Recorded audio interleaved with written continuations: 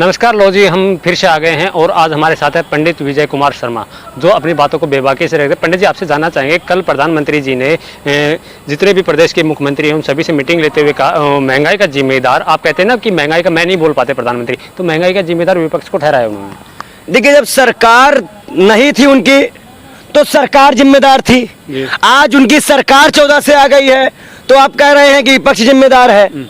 देखिए, मेरा ऐसा मानना है कि प्रधानमंत्री जी ने जब सबका साथ सबका विकास 15-15 लाख पेट्रोल डीजल के दाम को लेकर हल्ला मचाया था, तो क्या सरकार में रहकर देश के प्रधानमंत्री क्या राहुल गांधी है, सोनिया गांधी है या विपक्ष का कोई और नेता है, तो जिम्मेदारी उसको लेनी पड़ेगी? किस एंगल से लेनी पड़ेगी? सबसे ज्यादा सरकारें इनकी हर राज्यों में, प्रधानमंत्री इनका, राष्ट्रपति इनका, गृह मंत्री इनका, सारे ऑर्डिनेंस ये पास करा रहे हैं, सारे ऐसे कानून इनके हाथ में है, तो जिम्मेदारी विपक्ष की कैसे? अगर आज भी जिम्मेदारी विपक्ष की है तो पहले भाजपा विपक्ष में जाए, फिर ये आरोप लगाए। अच्छा, और उसी मीटिंग में, अगर मीटिंग वो देश के विकास के लिए मीटिंग रखी थी कि किस प्रकार से देश का विकास किया जाए, उस मीटिंग में दिल्ली के मुख्यमंत्री सो रहे हैं, ये कहाँ तक? देखिए, मैं आपको बता दूं, मिली भगत जब होती है, रंगा बिल्ला जब मिले होते तो सोते ही हैं। जब उनके मुख्यमंत्री, दिल्ली के मुख्यमंत्री उन्हीं का साथ दे रहे हैं, किसी को रोहिंग्या बता रहे हैं, कहीं अफगानिस्तान भेज रहे हैं, राघव चड्ढा का बयान देखिए, पांच क्या हो गया राघव चड्ढा ने? मैं आपको बता दूं, 4-5 जो गए हैं राज्यसभा में, 4 उद्योगपति भेजा है इस आम आदमी पार्टी ने। कोई आम आदमी नहीं गया राज्यसभा इनके टिकटों से। राघव चड्ढा का बयान क्या आता है कि भाई देश में हिंदुओं को खतरा है, हमें खतरा है। आपको नहीं लगता देश में हिंदू खतरे में? मैं तो खतरे में नहीं हूँ। तो ये क्या हो रहा है देश में? जैसे राजस्थान में अगर एक शोभा यात्रा निकालते तो उन पे हमला हो जाता है, मध्य प्रदेश में निकालते तो हमला हो जाता है, यूपी में, दिल्ली में देख लो अभी, तो कहीं ना कहीं खतरा तो है ना। देखिए, मैं आपको बता दूं, आप बताइए, आज हमें तय करने की आवश्यकता है कि हम राम की पूजा, राम के आदर्श सड़कों में हाथ जोड़ के बताएंगे या ऐसे गर्दन में तलवार रख के बताएंगे, ये हमें आपको तय करना है ना। दूसरी महत्वपूर्ण बात है, हम पूजा आरती उतार के करेंगे राम की, आरती उतार के कि नफरत फैला के करेंगे? तो शांतिपूर्वक यात्रा निकाल रहे हैं। शांतिपूर्वक यात्रा निकली है, पुलिस कॉन्फ्रेंस नहीं था। आज 70 साल से हिंदू मुसलमान गले में हाथ रख के निकाले हैं। जहांगीरपुरी की तिरंगा यात्रा थप्पड़ है ऐसे नफरतियों के लिए। अब आज भी देश में ऐसे कई प्रोटेस्ट निकाले जा रहे हैं जो कि आपसी श्रद्धा की बात करता है। मैं भी ऐसे प्रोटेस्ट में भाग लेता हूँ, लड़ता भी रहता हूँ, आगे मेहनत भी करता हूँ। और मैं आपको एक बात दिखा दूं और भी कि मुझे कैसा हिंदुस्तान चाहिए। मुझे कोई हिंदू राष्ट्र, मुस्लिम राज का हिंदुस्तान नहीं चाहिए। मुझे मेरा हिंदुस्तान अगर चाहिए तो उसके लिए भी हमें बड़ी मेहनत करने की आवश्यकता है। आप देखिए, आज दलित परेशान, ब्राह्मण परेशान, मुस्लिम परेशान, और कहीं ना कहीं आप देखिए, कह रहे हैं 80 करोड़ लोगों में, क्या प्रधानमंत्री ने उसमें जिक्र किया कि 80 करोड़ लोगों को हम फ्री करा रहे हैं और देश का विकास ऐसे होगा? क्या उसमें यह बात हुई कि जो बेरोजगार युवा हैं वो कैसे रहेंगे? ये चाहिए मुझे भारत। एक कैमरा दिखाए कि हमें ऐसा भारत चाहिए जी। तो ऐसे लगता है कि जैसे शोभा यात्राओं पे हमला हो रहा है, तो मैं क्या कर रहा हूँ? मैं ऐसा, तो सरकार क्या अंधी है, बैरी है, गूंगी है? हिंदू मुस्लिम, आप बताइए, एक धर्म विशेष आज हनुमान चालीसा को मुद्दा बना रहा है। आप बताइए, इससे पहले मुझे तो आज तक कहीं नहीं रोकी गई हनुमान चालीसा पढ़ने से, मुझे आज तक कहीं नहीं आने दिया गया। सांसद को भी गिरफ्तार कर लिया गया है हनुमान चालीसा पढ़ने के कारण ही। कौन सांसद को? महाराष्ट्र से। देखिए, एक चीज मैं बता दूं, प्रोपेगेंडा मत करो। प्रोपेगेंडा रामचरितमानस में नहीं होता, हनुमान चालीसा प्रोपेगेंडा नहीं होता है।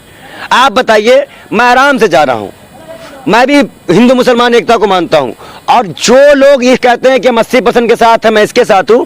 मैं गीता, कुरान, बाइबिल, देश के सभी धर्मों के साथ, हिंदू, मुस्लिम, सिख, ईसाई, दलित, ब्राह्मण, मुस्लिम, एक कोई भी वर्ग हो, जैनिस्ट, बौद्धिस्ट, हम सबके साथ है, हम पूरे हिंदुस्तान के साथ है। तो बात के साथ है, तो भाजपा से इतनी नफरत क्यों आप लोगों को? भाजपा की नफरत इसलिए है कि भाजपा हिंदू को मोहरा बनाकर, हिंदू को बदलाकर मुसलमान से लड़ा रही है। और कहीं ना कहीं आप देखिए, अगर भाजपा, भारतीय जनता पार्टी के प्रधानमंत्री ने कल मुद्दा लिया तो उनको बोलना चाहिए कि देश में मुनि महाराज हो, नरसिम्हानंद हो, कालीचरण हो, कोई भी हो, हिंदू मुस्लिम जो भी भड़काऊ भाषण देगा, चाहे वो किसी वर्ग का होगा, उस पे ऊपर यूपीए लगाया जाएगा। तो भड़काऊ भाषण, अवैध कब्जे जिस प्रकार से और उन पे कार्रवाई होती है तो आप बुलडोजर का विरोध करते हैं। आप ये सामने खड़े हो, तो मुनि महाराज बुलडोजर कब चलाओगे आप?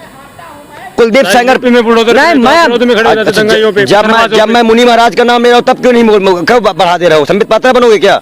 मुनि महाराज पे बोलो, कालीचरण पे बोलो, नरसिम्हानंद पे बोलो, अजय टहनी पे बोलो। मैं वही तो कह रहा हूँ, मैं जब इस प्रकार के लोगों पे कार्रवाई होती है तो कुछ पहले आप अच्छा सफाई करेंगे, धमकी देंगे तो पहले अपने घर वालों की सफाई करेंगे, पूरे मोहल्ले की सफाई करेंगे। शुरुआत घर से कीजिए आप। आपके यहाँ पे 15 लाख का जुमला जो दिया झूठा निकला उस पर कार्रवाई करिए, चलाइए बुलडोजर उसके मकान पे। पंडित जी देखो, जिस प्रकार से जहांगीरपुरी में बुलडोजर चला अवैध कब्जों पे, बहुत से नफरती जिंटू जैसे असरुद्दीन ओवैसी हैदराबाद से चल के आ गए, कुछ टीएमसी के लोग बंगाल से चल के आ गए, लेकिन वही लोग अगर राजस्थान में 300 साल पुराना मंदिर तोड़ दिया जाता है वो खामोशी कर लेते हैं। राजस्थान में 300 साल पुराना मंदिर जो तोड़ा गया है उसका पूरा डाटा और पूरा कागज और पूरे बयान भारतीय जनता पार्टी ने कैसे कराया है पूरा सोशल मीडिया में वायरल है। आप लोगों को दिख नहीं रहा है। एमसीडी में गवर्नमेंट होती है, मेयर उनका था, उनके बिना परमिशन से टूट कैसे गया मंदिर? कर्नाटक में इनकी सरकार है, आज से 1-1.5 हफ्ते पहले 1000 साल पुराना मंदिर तोड़ दिया गया। आप बताइए, मंदिर मस्जिद तो तोड़े ही जा रहे हैं, कभी खुदा और भगवान का रास्ता बंद किया गया है?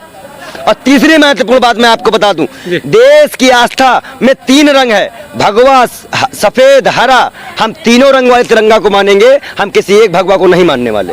नहीं, एक भगवा से आपको दिक्कत क्या होती थी? तो आपको तिरंगे से तो उनको तिरंगे से दिक्कत क्या है? तिरंगा फहरा रहे हैं तो 52 साल तक आरएसएस ने नहीं फहराया तिरंगा। बड़ी बड़ी बातें मत करिए पत्रकार महोदय। बाबा नागपुर के ऑफिस में इसका भाजपा सरकार से क्या मतलब है? ओ फाई को एक संगठन है, राष्ट्रवादी संगठन। ओ माई, जितने भी प्रधानमंत्री हैं, अगर सर पे बाल कम हो गए हैं, पत्रकारिता कर रहे हो, तो जितने भी प्रधानमंत्री आए हैं वो आरएसएस से ही होके आए हैं। मुख्यमंत्री कैसा है? और नागपुर में जो विरोध कर रहा है नेहरू, जो विरोध कर रहे हैं पूरा ये भाजपा, और उनको सही कौन कर रहा है? नितिन गडकरी। वो कहाँ से आते हैं? आरएसएस से आते हैं। उन्होंने जब ये लोग गांधी परिवार के लिए यहाँ से कुछ फतवा जारी करते हैं, वो नागपुर में बैठे कहता है ये गलत है। 4 मंत्रालय पाने वाले नितिन गडकरी 2014 में उनके पास 1 रखा गया है। लगातार विरोध कर रहे हैं वो अपनी सरकार का, इस मुद्दे को लेकर, सभी जनता के मुद्दों को लेकर, लेकिन उनको बाइकआउट किया गया है और उन्होंने धमकी दे दी है। उनसे कहा गया, जो अभी खबर चल रही थी ना, ये कौन सांसद है, कौन सांसद ने मोदी को हल्का दिया, उस सांसद का नाम नितिन गडकरी है। कहा अगर हमको कुछ किए तो 252 सांसद का समर्थन है। 2 मिनट में आप जो बने हो ना चौकीदार, अभी 2 मिनट में तुमको हम रोडदार बना देंगे, रोडीदार। पंडित जी, महाराष्ट्र में राज ठाकरे ने कहा है कि 3 तारीख को बाद हम सारे लाउड स्पीकर हटा देंगे। राज ठाकरे उत्तर प्रदेश आ रहे हैं। उत्तर प्रदेश और बिहार वालों को सबसे पहले गाली इन्होंने दी थी, इनकी पार्टी ने मनसे ने दी थी। अब अगर ये हमारा विरोध करने आ रहे हैं तो पहले इसको मारते हुए भगाए यूपी की जनता। वो बढ़ाई कर रहे हैं योगी जी की, कह रहे कि महाराष्ट्र का दुर्भाग्य है जो योगी जैसे मुख्यमंत्री। जब उत्तर प्रदेश के लोगों की बुराई कर रहे थे तब कहाँ थी योगी गवर्नमेंट? जब हम लोगों को भैया करके भगाया जा रहा था, जब बिहारियों को बाबू करके भगाया जा रहा था, जब हम लोगों में मारा जा रहा था, तब कहते यूपी बिहारियों वापस जाओ। आज हम कहते राज ठाकरे वापस जाओ, राज ठाकरे वापस जाओ। हम उत्तर प्रदेश के वासी प्रयागराज से रहने वाले, हम कहते हैं राज ठाकरे वापस जाओ। लास्ट में आपसे यही जानना चाहूंगा, जिस प्रकार से राज ठाकरे ने कहा है कि 3 तारीख के बाद सारे लाउड स्पीकर हटा दिए जाएंगे मस्जिदों से, कह दीजिए तुम देश के बाप नहीं हो। इसके लिए हम कोर्ट जा रहे हैं और हम उम्मीद करते हैं कोर्ट सही फैसला देगा और कोर्ट के फैसले का मान्य होगा। हम इसका विरोध करते हैं। मंदिर पे स्पीकर हम मुसलमान भाई दे और मस्जिद के लिए स्पीकर हम खुद लेके जाएंगे। देखते हैं कैसे बिगाड़